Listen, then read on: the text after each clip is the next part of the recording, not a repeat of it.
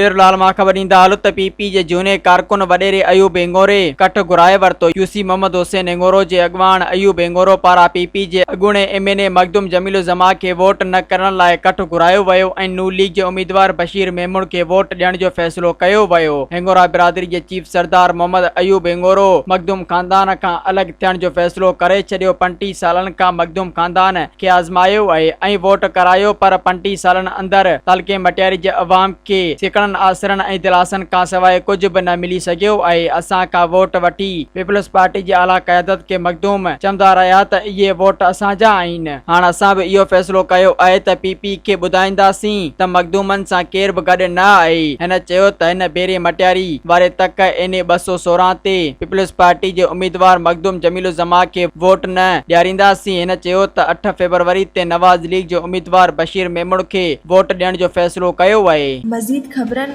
ऐं तफ़सीलात लाइ विज़िट कयो असांजी वेबसाइट www.awamiNewsHD.com ऐं ॾिसंदा रहो अवामी न्यूज़ HD।